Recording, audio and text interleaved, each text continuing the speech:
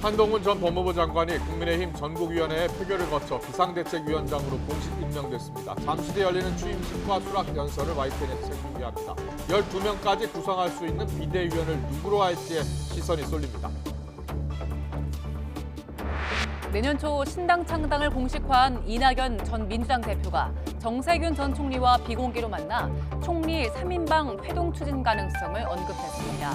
전직 총리들의 이딴 회동이 이재명 대표 체제의 변화를 끌어낼지 관심입니다.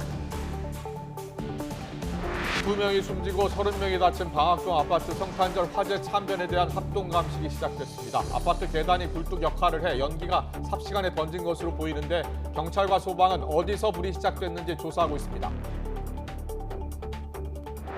윤석열 대통령이 올해 마지막 국무회의에서 저출산 문제는 과거와 다른 차원의 고민이 필요하다며 과도한 경쟁 시스템이 원인이라면 이를 고치는 데 집중하라고 지시했습니다. 새로운 저출산 정책이 나올지 관심입니다. 유일임 방송통신심의위원장이 뉴스타파의 녹취록을 인용 보도한 방송사들을 심의하면서 가족과 지인을 동원해 무더기 민원을 넣도록 사주했다는 의혹이 제기됐습니다. 유 위원장은 사실이 아니라며 민원인 정보 유출에 대해 법적 조치에 나서겠다고 밝혔습니다. 강추위로 중단했던 경복궁 담장의 낙서 제거 작업이 다시 시작됐습니다. 문화재청은 이번 주 작업을 마무리하고 오는 1월 4일 담장을 공개합니다. 경찰은 낙서를 지시한 배후 교사범을 계속 쫓고 있습니다. 더 뉴스 이어갑니다. 윤석열 대통령이 저출산 문제에 대해 시간이 많지 않다며 교육을 비롯한 모든 과도한 경쟁 시스템이 저출산의 직접적인 원인이라면 이를 고치는 데 집중해야 한다고 밝혔습니다. 윤 대통령은 오늘 국무회의 모두 발언에서 저출산 문제의 원인과 대책에 대해 이전과는 다른 차원의 고민을 해야 한다며 이같이 말했습니다. 이어 좋은 정책을 다 모은다고 저출산의 대책이 될 수 없다는 건 20년 이상의 경험을 통해 충분히 알고 있다며 모든 부처가 비상한 각오로 저출산 문제에 임해달라고 강조했습니다. 김홍일 방송통신위원장 후보자가 오리온그룹의 사회이사를 맡으면서 오리온 오너 일가의 200억 원대의 횡령 혐의 사건 변호를 맡은 것으로 확인됐습니다. 독립적인 위치에서 기업을 감시하는 사회이사가 기업 오너로부터 수임료를 받는 변호인단에 참여했다는 점에서 이해 충돌 문제가 지적됩니다. 손유정 기자입니다. 지난 2013년 부산 고등검찰청장을 끝으로 검찰을 떠난 김홍일 방통위원장 후보자. 퇴직 한 달 뒤부터 법무법인 세종의 변호사로 일했습니다. 여러 그룹의 사회이사를 맡기도 했는데 2017년부터 올해 3월까지 오리온그룹의 사회이사를 역임하며 3억 넘는 급여를 받았습니다. 사회이사란 기업 경영진에 속하지 않는 독립적인 외부 인사가 경영진을 감시해 기업 운영의 투명성을 높이는 역할을 합니다. 상법은 사회이사 자격 요건을 엄격히 규정하고 있고 선임 전 심사도 이뤄집니다. 그런데 YTN 취재 결과 김 후보자가 사회이사로 재직하면서 오리온그룹 오너 일가인 이화경 부회장의 200억 원대 횡령 사건을 변호한 사실이 확인됐습니다. 오리온그룹 창업주의 딸이자 담철곤 회장의 부인으로 그룹 지주회사인 오리온홀딩스 최대 주주이기도 한 이 부회장은 지난 2018년 개인 별장을 지으며 법인 자금 203억 원을 횡령한 혐의로 검찰 수사를 받았습니다. 김 후보자가 국회에 제출한 답변서를 보면 당시 경찰이 신청한 이 부회장 구속영장이 검찰에서 반려됐을 때 어떤 역할을 했느냐는 질문에 변호인단의 일원으로 참여했다고 적시됐습니다. 사회이사가 경영진 핵심인 오너그룹 변호에 참여한 겁니다. 경찰 수사 단계에서는 이 부회장 혐의가 인정돼 검찰로 사건이 넘어갔지만 검찰은 수사 끝에 결국 이 부회장을 무혐의로 불기소 처분했습니다. 현행법은 회사와 중요한 이해관계에 있는 법인의 피용자는 사회이사로 선임할 수 없다고 규정하고 있습니다. 그 규정의 취지 자체가 이해 충돌 소지 있는 건 하지 말라고 하는 거기 때문에 오너 일가의 변호를 하고 있는 건 적절치는 않아 보입니다. 주주를 위해 경영진을 감시, 견제해야 할 사회이사가 오너 일가 개인 비리 혐의를 수임료를 받고 변호했다면 이해 충돌에 해당한다는 지적도 나옵니다. 기업 경영을 견제하고 감시해야 할 의무가 있는 사회이사가 오히려 오너 일가를 변호한 것은 명백히 이해 충돌의 소지가 큽니다. 방송통신위원장이라는 고위공직을 맡을 자격이 있는지. 김 후보자의 인사청문회는 내일 열립니다.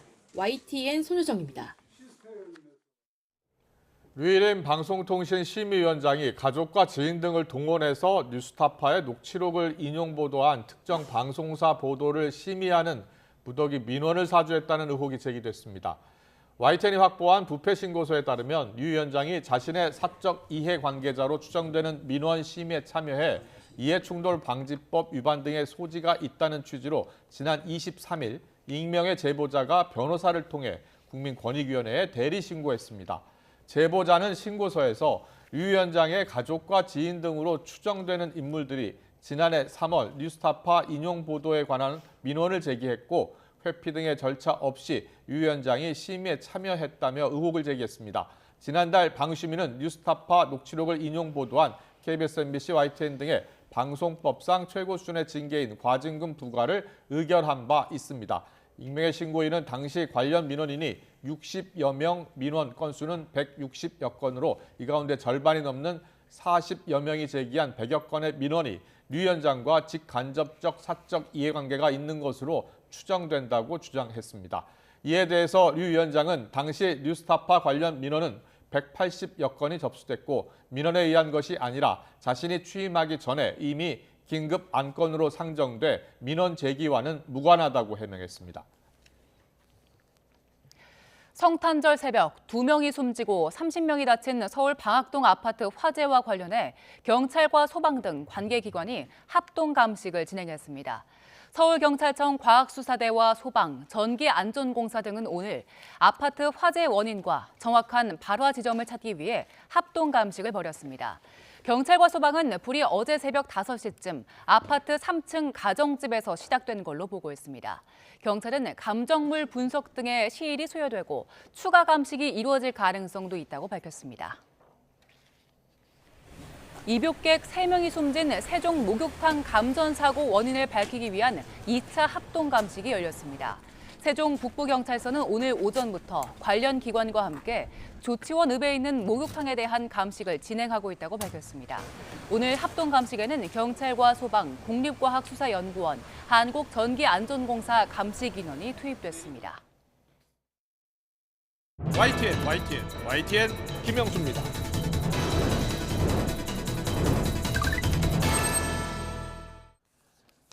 네, 오늘 국민의힘 전국위원회 최종 추인을 거친 한동훈 비대위원장은 취임하자마자 리더십이 시험대에 오를 전망입니다. 먼저 당장 내일 탈당과 신당 창당을 예고한 이준석 전 대표에 대한 포용 여부와 모레 본회의 통과가 확실한 김건희 여사의 주가조작 특검법에 대한 대응입니다. 특히 야당은 김건희 여사 특검법에 대한 한동훈 비대위원장의 입장이 비대위의 운명을 결정짓는 바로미터가 될 것이라면서 수용을 압박했는데요. 하지만 여당은 총선용으로 기획된 국민 주권 교란용 악법이며 윤 대통령 내외를 모욕 주려는 목적이라고 날을 세웠습니다. 여야의 충돌 속에 어제 나온 리얼미터 조사에서 민주당과 국민의힘 지지율 격차가 전주 8%포인트에서 2.6%포인트, 오차 범위 내로 좁혀졌다는 여론조사가 나왔는데요. 지난 3월 2주차 조사 이후 9개월 만에 가장 적은 격차입니다. 오늘 더 정치는 김 여사 특검법에 대한 여야 입장 듣고서 시작하겠습니다. 사법적 정의의 실현과는 아무 상관이 없고 처음부터 총선용으로 기획된 국민주권 교란용 악법입니다. 윤석열 대통령 내외를 모욕하고 이를 득표에 활용하겠다는 목적이 명확합니다. 윤 대통령이 김건희 여사와 결혼하기도 전에 일어난 일입니다. 당연히 권력이 끼어들 여지가 없고 그야말로 탈탈 털었다는 말이 나올 정도로 철저하게 수사한 사건입니다. 분명한 것은 한동훈 위원장의 김건희 특검법에 대한 입장이 국민의힘 비대위의 운명을 결정짓는 중요한 바로미터가 될 것이라는 것입니다. 한동훈 비대위원장은 취임도 하기 전에 김건희 특검법 독소조항 언급하며 특검법에 중대한 흠결이 있는 양 말씀하고 악법 이렇게 얘기했습니다. 국민의힘은 또 거부권을 언급하고 있습니다. 거부권은 국민에 대한 거부이자 공정과 상식에 대한 거부입니다. 네, 오늘의 전국 현안 짚어보겠습니다. 이태규 국민의힘 의원, 안민석 민주당 의원 나와 계십니다. 어서 오십시오. 안녕하세요. 안녕하십니까. 네. 잠시 뒤 한동훈 비대위원장 취임식을 갖고 입장, 수락 연설을 할 예정인데요. 현장으로 가보겠습니다.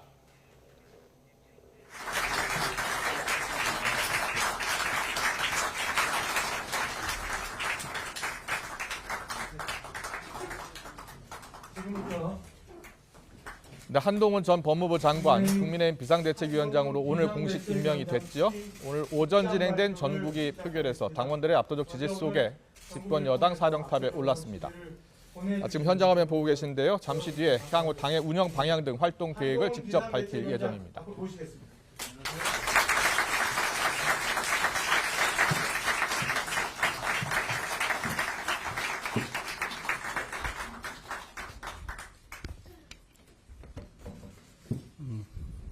국민의힘 비상대책위원장으로서 처음 인사드립니다. 반갑습니다. 한동훈입니다.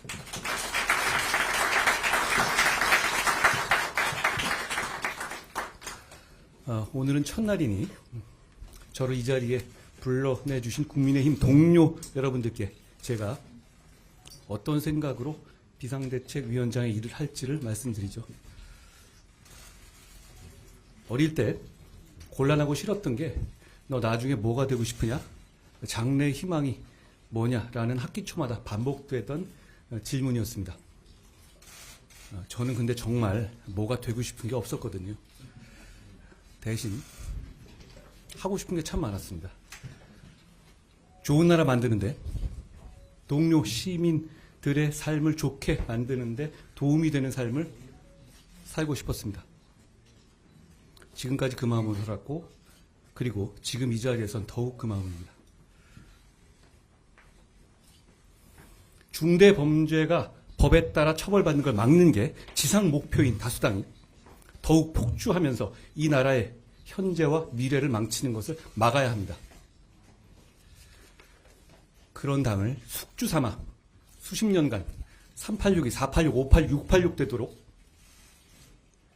썼던 영수증 또 내밀며 대대손손 국민들 위에 군림하고 가르치려 드는 운동권 특권 정치를 청산해야 합니다.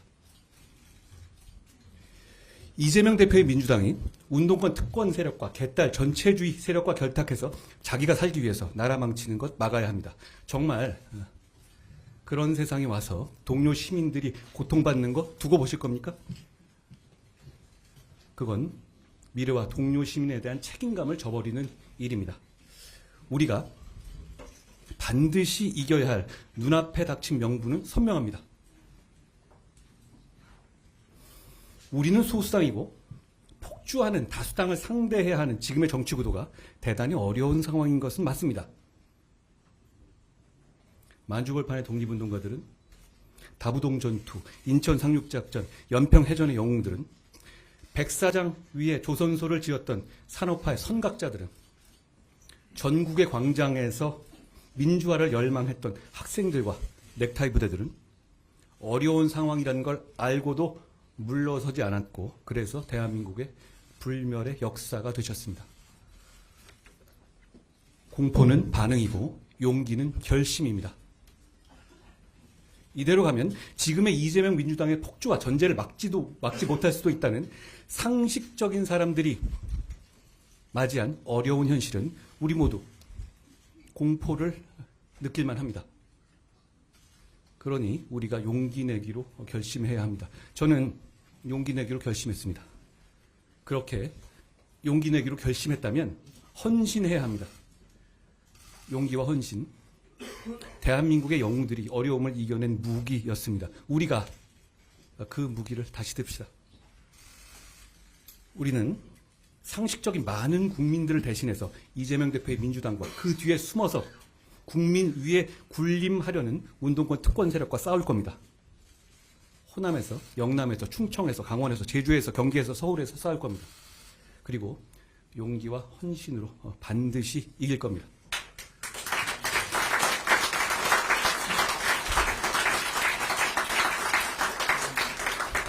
저는 정교하고 박력 있는 리더십이 국민의 이해와 지지를 만날 때 나라가 발전하고 국민의 삶이 좋아진다는 확신을 가지고 있습니다. 이재명 대표와 개딸 전체주의 운동권 특권 세력의 폭주를 막는다는 것은 우리가 이겨야만 하는 절박한 이유이긴 하지만 그것만이 우리가 이겨야 할 우리 정치와 리더십의 목표일 수는 없습니다. 산업화와 민주화를 동시에 이루어낸 위대한 대한민국과 동료 시민들은 그것보다 훨씬 더 나은 정치를 가질 자격이 있는 분들이기 때문입니다. 인구 재앙이라는 정해진 미래에 대비한 정교한 정책, 범죄와 재난으로부터 시민을 든든하게 보호하는 정책, 진영과 무관하게 서민과 약자를 돕는 정책, 안보, 경제, 기술이 융합하는 시대에 과학기술과 산업혁신을 가속화하는 정책, 자본시장이 민간의 자율과 창의, 경제 발전을 견인하게 하면서도 투자자 보호에도 빈틈없는 정책, 넓고 깊은 한미 공조 등 세계 질서 속에서 국익을 지키는 정책, 명분과 실리를 모두 갖는 원칙 있는 대북 정책, 기후변화에 대한 균형 있는 대응 정책, 청년의 삶을 청년의 입장에서 나아지게 하는 정책, 어르신들을 공경하는 정책, 지역 경제를 부양하는 정책, 우리 모두의 생활 편의를 개선하는 정책 등을 국민들께 보여드려야 합니다.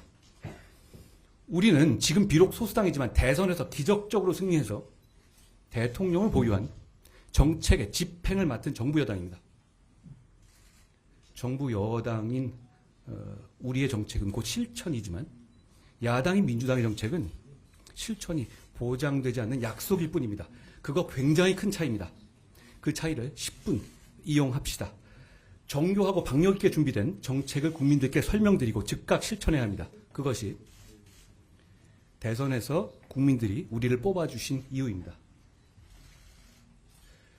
상대가 당대표가 일주일에 3번, 4번씩 중대 범죄로 형사 재판받는 초현실적인 민주당인데도 왜 우리 국민의힘이 압도하지 못하는지 함께 냉정하게 반성합시다. 국민의힘이 정말 잘해왔고 잘하고 있는데도 억울하게 뒤지고 있는 거 그거 아닙니다. 우리 이제 무기력 속에 안주하지 맙시다. 계산하고 몸살이지 맙시다. 국민들께서 합리적인 비판하시면 미루지 말고 그때그때 바로바로 반응하고 바꿉시다. 이제 정말 달라질 거라 약속드리고 바로바로 보여드립시다.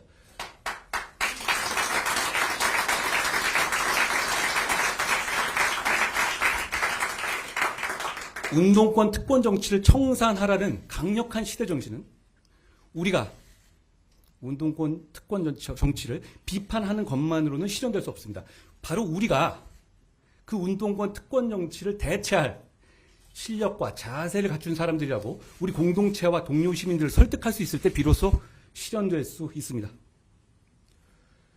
최근 언론 보도나 정치인들 사이에 공개적으로 주고받는 말들을 통해서 정치를 보면 정치가 게임과 다를 바 없는 것처럼 착각하기 쉽습니다. 마치 누가 이기는지가 전부인 것처럼 보이기 때문입니다. 그러나 게임과 달리 정치는 누가 이기는지 못지않게 왜 이겨야 하는지가 본질이기 때문에 그 둘은 전혀 다릅니다. 우리가 왜 이겨야 하는지, 이겼을 때 동료 시민들과 이 나라가 어떻게 좋아지는지에 대한 명분과 희망이 없다면 정치는 게임과 똑같거나 정치인의 출세 수단일 뿐이고 정작 주권자 국민은 주인공이 아니라 입장료 내는 구경꾼으로 전락하게 될 겁니다. 분명히 말씀드립니다. 우리는 미래를 정교하게 준비하기 위해서 이 위대한 나라와 동료 시민에 대한 책임을 다하기 위해서 이기려는 겁니다.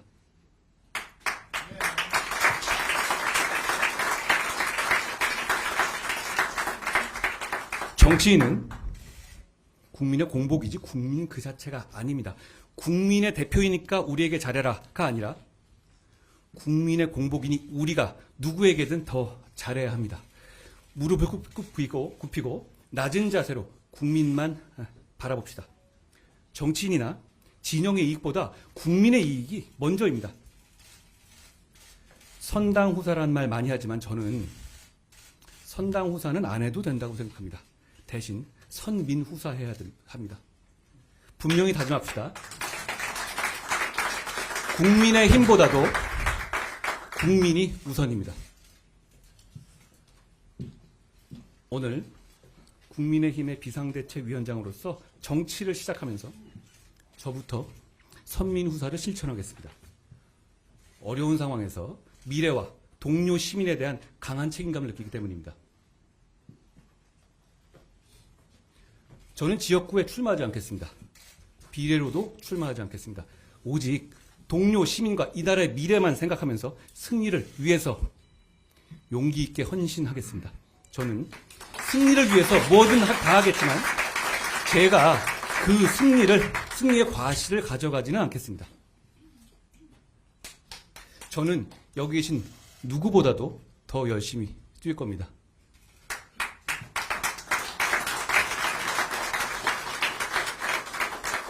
대한민국의 헌법은 자유민주주의를 기본으로 하고 우리 국민의힘은 바로 그 자유민주주의 정당입니다.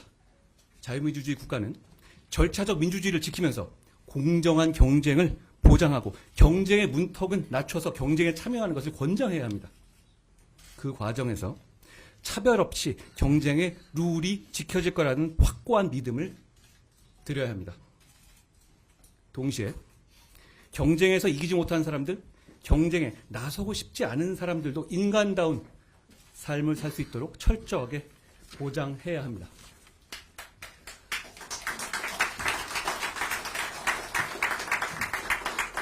우리 국민의힘은 자유민주주의에 대한 선의만 있다면 다양한 생각을 가진 많은 사람들이 되도록 많이 모일 때 비로소 강해지고 유능해지고 그래서 국민의 삶이 나아지게 할 수 있는 정당입니다. 국민의힘은 다양한 생각을 가진 국민께 헌신할 신뢰할 수 있는 실력 있는 분들을 국민들께서 선택하실 수 있게 하겠습니다. 공직을 방탄수단으로 생각하지 않는 분들, 특권의식이 없는 분들만을 국민들께 제시하겠습니다.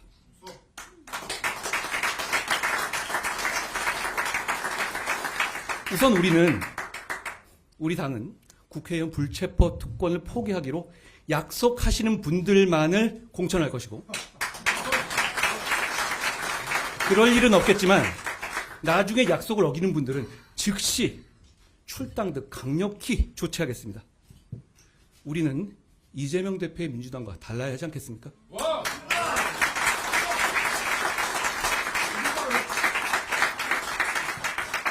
여러분, 동료 시민과 공동체의 미래를 위한 빛나는 승리를 가져다 줄 사람과 때를 기다리고 계십니까?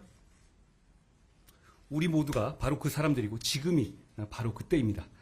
함께 가면 길이 됩니다. 우리 한번 같이 가봅시다. 고맙습니다.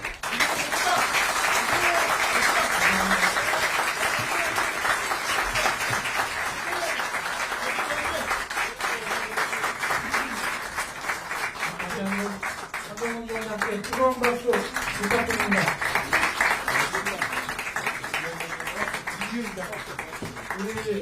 우리 언론인 여러분들의 질문을 몇 가지 받도록 하겠습니다. 현장 여권장 제가 지명함을 양해해 주시기 바랍니다. 우선 MBN의 이주인 기자님. 안녕하십니까. MBN 이주인 기자입니다. 어디 계시죠? 안녕하세요. 예. 어디 계신지 모르겠네요. 카메라 뒤에 예, 말씀하십시오. 보입니다. 예. 네, 우선 취임 진심으로 축하드립니다. 고맙습니다. 공교롭게도 오늘 취임하신 다음 날 이준석 대표가 내일 탈당 선언을 내고 있는데요. 이 전 대표에게 탈당 만료 연락을 취하시거나 따로 만나실 계획은 없으신지 궁금하고요. 만약 없으시다면 이 전 대표 탈당이 국민의힘에 큰 영향을 미치지 않을 거라고 보시는지도 궁금합니다. 제가 연설에서도 말씀하셨다시피 우리 당은 자유민주주의 정당이고 다양한 생각을 가진 많은 분들이 모일수록 강해집니다. 그러니까 저는 앞으로 취임하게 되면 다양한 생각을 가진 많은 분들을 진영과 상관없이 만나고 경청할 겁니다. 제가 얼마 전에 경험 부족한 거 관련해 가지고 경험이 안 중요한 것처럼 말씀드렸는데 그런 건 아니고 경험 중요합니다. 이 중요한 가치이기 때문에 제가 경청하면서 잘 해나갈 겁니다. 그렇지만 지금 단계에서 어떤 특정한 분들을 전제로 해가지고 어떤 계획을 갖고 있지는 않습니다. 예, 다음은 우리 채널A의 이현재 기자님 질문 받도록 하겠습니다. 네, 어디 계십니까? 안녕하십니까. 채널A 안녕하세요. 안 보이네요. 아, 보입니다. 네. 안녕하세요. 지금 이제 새로 비대위원장이 되셨으니까 지금 지도부는 잦은 해산이 되는 것인데 혹시 지금 당직을 맡고 계신 분들을 그대로 유지를 시키실 건지 아니면은 위원장님께서 이제 새로 다 인선을 하실 것인지 뭐 지금 당내에서는 정치를 하지 않으셨던 위원장님이시기 때문에 당직을 다 바꾸게 되면 이런 거에 좀 경험 부족이나 이런 게 드러나지 않을까라는 우려도 있는 것 같은데요. 여기에 대해서 입장을 좀 말씀해 주세요. 저에게는 앞에 계신 윤재욱 대표가 계시고요. 대표님과 충분히 상의하면서 우리 당이 저는 여기서 뭔가 보여주기 위한 그런 일을 하러 온 게 아닙니다. 저는 국민을 위해서, 나라를 위해서, 동료 시민을 위해서 승리하는 당을 만들기 온 겁니다. 그것을 위해서 가장 좋은 방안을 함께 논의할 겁니다. 이렇게 좋은 분들이 많은데 왜 논의하지 않겠습니까? 지금 제가 이렇게 휴게 지나면서 마음 급하신 분들은 많을 것 같은데 사실 저는 마음 별로 안 급합니다. 차분히 생각하고 저는 지금은 빠른 답보다 맞는 답을 내는 게 더 중요한 때라고 생각합니다.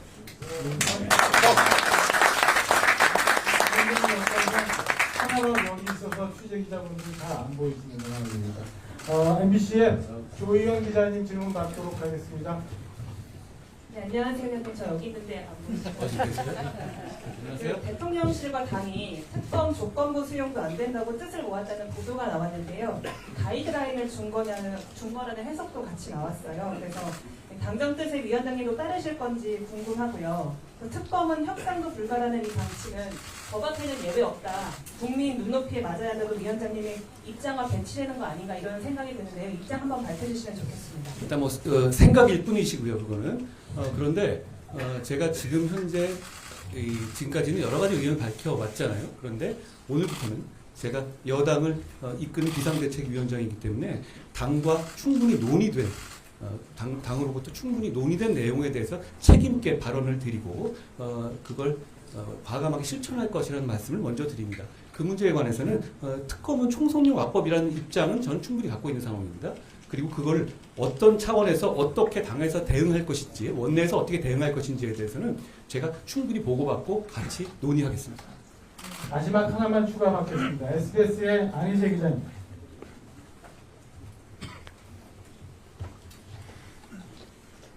네, 안녕하십니까. SBS 안희재 기자라고 합니다. 잘 보이네요. 네. 안녕하세요. 오늘 연설에서 당정 관계에 대한 언급이 없었던 것 같은데요. 위원장님께서 생각하시는 수직적 당정 관계란 무엇이라고 보시는지, 지금까지 당의 모습을 볼 때 타파해야 할 부분은 어떤 거라고 보시는지 궁금합니다. 이건 제가 아직 섣부른 생각일 수 있지만 말씀드리겠습니다. 대통령과 여당, 여당과 대통령, 여당과 정부는 헌법과 법률의 범위 내에서 각자 할 일을 하는, 국민을 위해서 할 일을 하는 그런 기관입니다. 거기에 수직적이니 수평적이라는 얘기 나올 부분이 아닌 거죠. 각자 상호 협력하는 동반자 관계라고 하는 것이 옳겠습니다. 대통령은 여당이 있기 때문에 정책적인 설명을 더 잘할 수 있는 것이고요. 여당이 사랑받아야 대통령이 더 힘을 갖게 되겠죠. 여당은 비록 우리가 소수당이지만 대통령을 보유하기 때문에 정책적인 실천력을 갖습니다. 서로 보완하고 동반자적인 관계이지 누가 누구를 누르고 막고 이런 식의 사극에나 나올 법한 궁중암투는 지금 이 관계에서는 끼어들 자리가 없습니다. 우리는 우리의 할 일을 하면 되는 것이고 대통령은 대통령의 할 일을 하면 되는 것입니다. 저는 그렇게 일하겠습니다.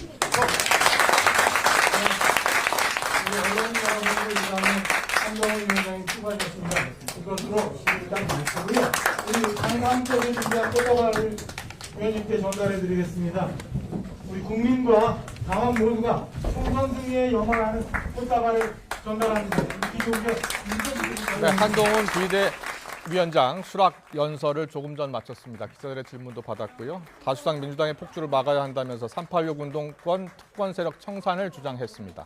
그리고 자신은 지역구 출마, 또 비례 출마도 하지 않겠다고 했고요. 공천은 불체포 특권을 포기하는 분들만 공천하겠다라고 했습니다.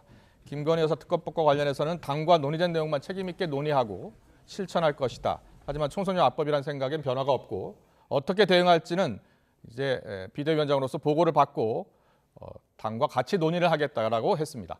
자, 관련해서 여야 의원 모시고 좀 더 자세히 짚어보겠습니다. 자, 이태규 의원님, 오늘 취임식에는 참석하지 않으셨어요. 여기로 오셨는데 네.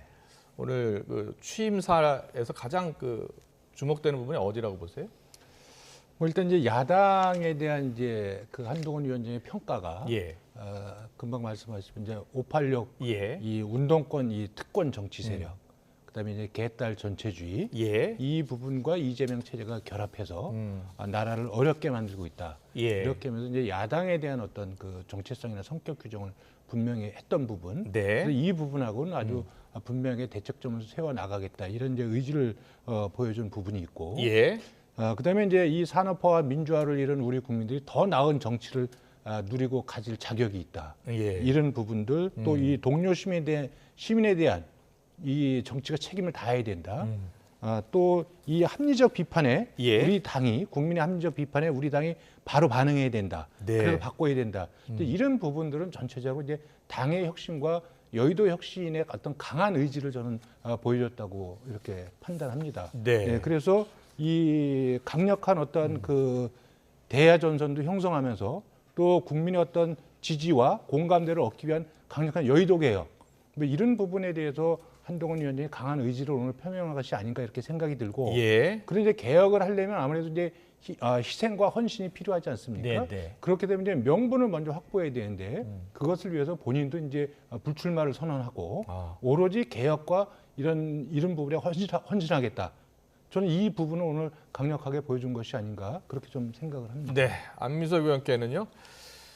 이재명 대표의 민주당과는 달라야 한다라고 하면서 민주당 386 운동권 특권 세력 청산을 주장했어요. 먼저 그 한동훈 예. 그 비대위원장 연설을 보면서 제가 가장 큰 저의 느낌은 얄미울 정도로 달변이시구나. 성공했으면 좋겠어요. 그리고 예. 저희와 선의의 경쟁했으면 좋겠고요. 예. 근데 저는 이제 두 가지 제가 말씀드리고 싶은데요. 네. 첫 번째는 저는 저 수락 연설을 보면서 네. 87년 노태우의 6.29 선언이 생각났습니다. 네. 전두환과 차별화된 노태우의 이미지, 그것이 6.29 선언 속에 나타나지 않았습니까? 지금 한동훈 대표 역시도 본질적으로는 용산에 의한 용산을 위한 친정체제이지 않겠습니까? 그러니까 과거에 전두환, 노태우 그 라인업과 윤석열, 한동훈 저 라인업에 대해서 국민들은 별 차별성을 못 느낄 것 같아요. 그래서 예. 그런 면에서 뭔가 같은데 다른 듯한 그런 차별화를 시도했던 과거의 6.29 선언을 보는 듯한 그런 느낌. 네. 두 번째는 한동훈 비대위원장 말씀의 전체적인 기조는 네. 야당 때리기예요. 근데 굳이 저렇게까지 할 필요가 있었느냐? 여당의 본질은 능력함이거든요. 예. 야당을 좀 더 관대하게 하면서도 지금 저기서 빠진 게 대통령의 무도함과 무능에 대한 그런 부분에 대한 지적이나 비판은 쏙 빠지고 어찌하여 저렇게 야당 때리기에 오늘 연설에 본류를 지금 만들었을까. 그런 면에서 여당 대표 비대위원장으로서의 수락 연설 치고는 아쉬운 감이 있다. 알겠습니다. 그런 말씀드리겠습니다. 네, 엇갈린 평가를 들었는데요. 앞으로 이제 리더십의 시험대가 될 김건희 여사 특검법 관련해서 총선용 악법이다라고 한 장관도 앞서 밝힌 적이 있는데 이와 관련해서 당과 이제 충분히 논의된 발언을 하겠다라고 하면서 좀 말을 좀 더 아끼는 모습이에요. 그런데 방향은 악법이라는 생각을 계속 갖고 있는 것 같고요. 어떻게 대응할 것으로 보세요? 일단 당에는 예. 이 김건희 여사 특검법이라는 것이 이제 총선용, 총선을 위해서 만들어진 그 어떤 정략적인 법이라는 데서 공감대가 형성이 돼 있습니다. 예. 그래서 올해 안에 이제 내일 모레 지금 민주당이 다수당이니까 또 강행 처리를 하겠죠. 예.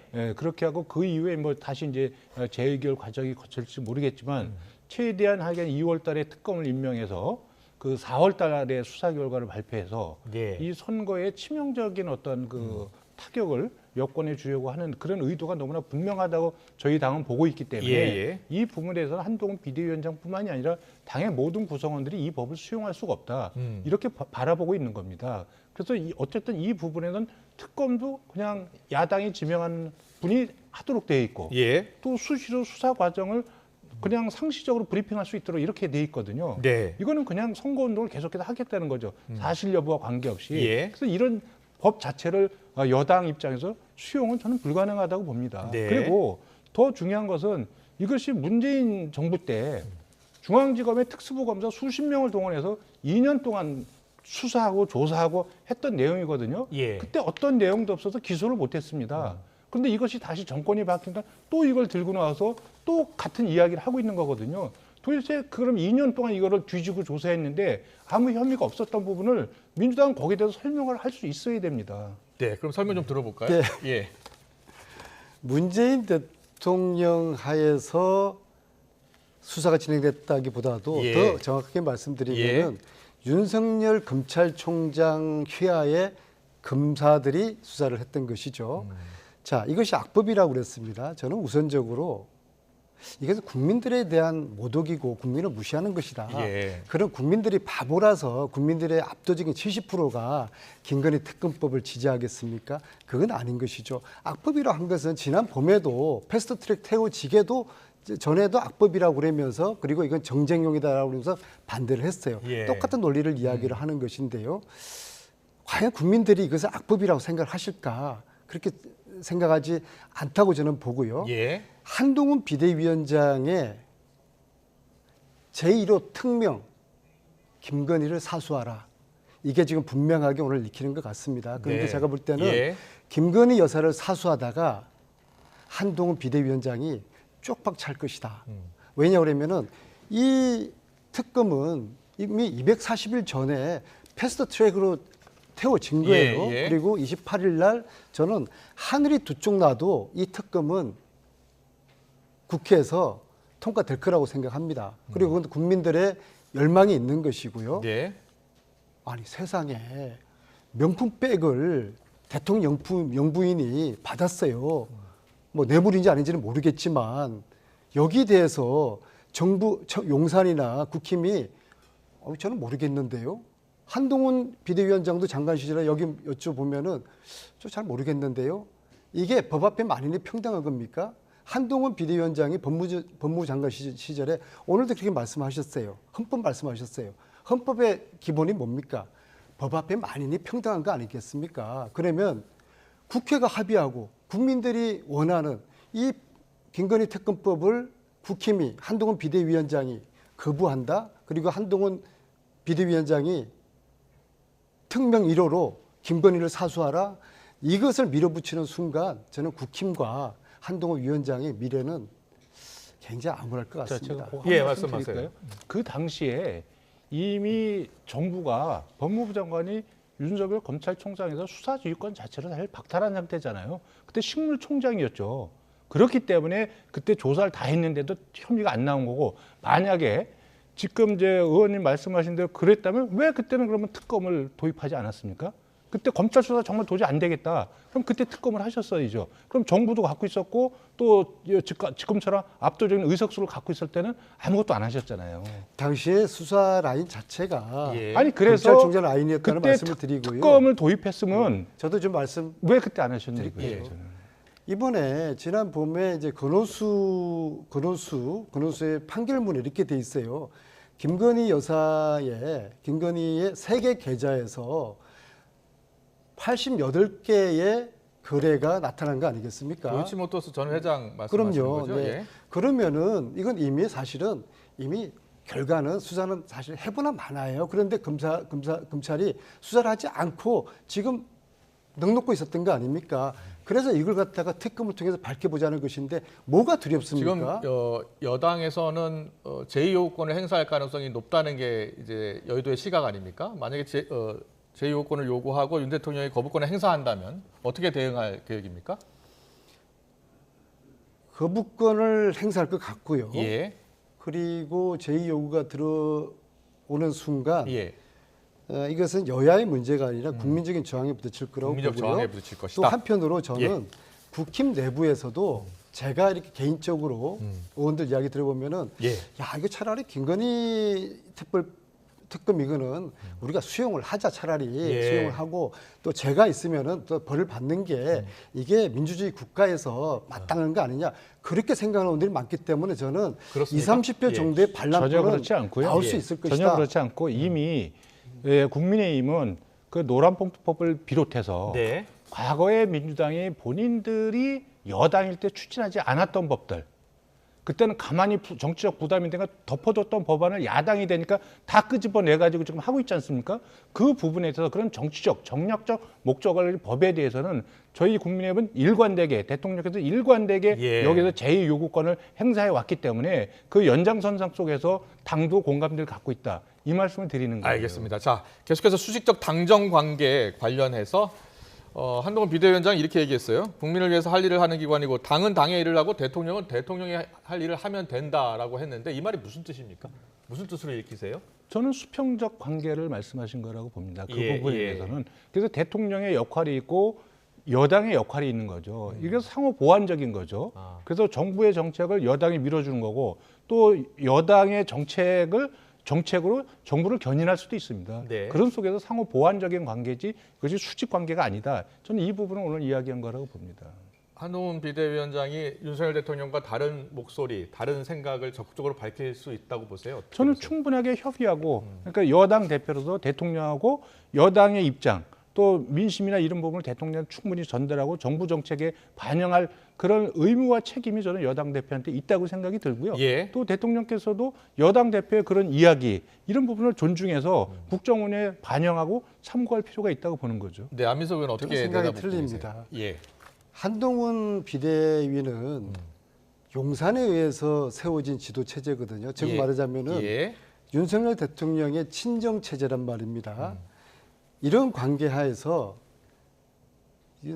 한동훈 위원장은 두 가지 산을 넘어야 됩니다. 네, 하나는 네. 당장의 김건희 특검법, 김건희라는 큰 산을 넘어야 되고 또 다른 산은 윤석열이라는 큰 산을 넘어야 되는데요. 네. 만약 이 두 산을 넘게 되면은 저는 국힘에게도 희망이 있고 한동훈 위원장 개인에게도 큰 미래가 예. 펼쳐질 거라 보는데요.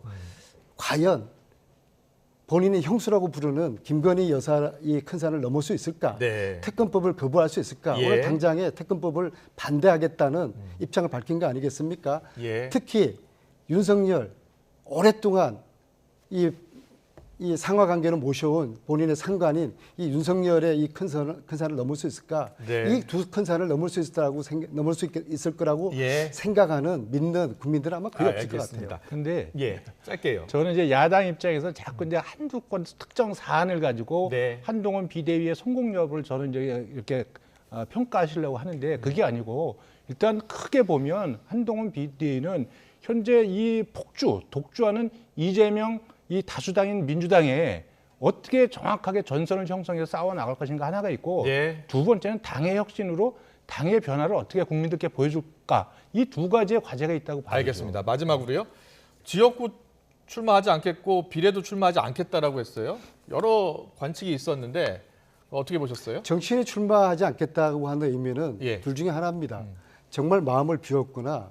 둘째는 안 될 것 같으니까 출마하지 않는다고 하는 것이거든요. 비례대표 출마하고 뭐 전국적으로 운동할 것이다라는 얘기도 있었잖아요. 예. 이 상황이 국힘의 입장에 보면은 녹록한 상황이 아니거든요. 예. 그렇기 때문에 한동훈 장관 입장에서는 마음을 비우는 듯 하면서 네. 백의 종군하는 듯 그런 코스프레를 하면서 본인이 어떤 기여를 하고 그 다음에 총선에 패배하더라도 본인이 이렇게 백의 종군했다. 네. 어떤 책임으로부터 어느 정도 면피할 수 있는 그런 정도의 여지를 남기는 것으로 저는 보입니다. 예, 그렇게 해석하셨어요. 예. 그 한동훈 비대위원장의 짧게요? 말을 이렇게 보셔야 됩니다. 아까 본인은 승리의 결과물을 가져가지 않겠다고 예. 이야기했어요. 그래서 어떤 승리를 이끄는데 이 본인이 어떤 결과물, 성과물을 갖고 가지 않겠다고 하는 거는 그거를 전혀 강력한 혁신의 동력을 확보하겠다. 저는 이런 강력한 의지로 보여집니다. 알겠습니다. 네. 저희가 시간이 많지 않아서요. 여기까지 듣겠습니다. 지금까지 이태규 국민의힘 의원, 안민석 더불어민주당 의원과 함께했습니다. 잘 들었습니다. 고맙습니다. 네, 고맙습니다.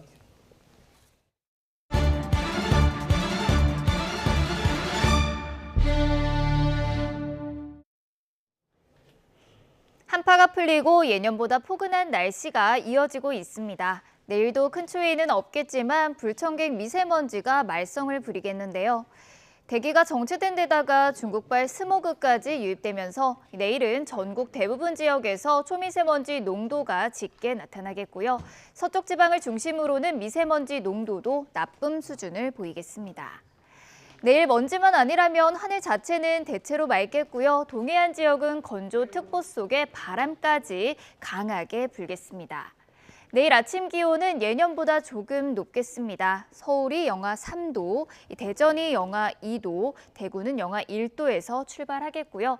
한낮에도 예년 기온을 웃돌며 비교적 포근하겠습니다. 서울이 6도, 대전이 8도, 대구는 9도, 광주는 10도, 부산은 12도까지 크게 오르겠습니다. 이번 주말과 휴일에는 비나 눈이 내릴 가능성이 있는 만큼 연말 연시 일정 잡으실 때 참고하셔야겠습니다. 지금까지 날씨 정보였습니다. 네, 이슈를 더 쉽게 전해드리는 더 뉴스, 내일은 더 준비하겠습니다. 잠시 뒤에는 뉴스큐가 방송됩니다. 시청해주신 여러분 고맙습니다.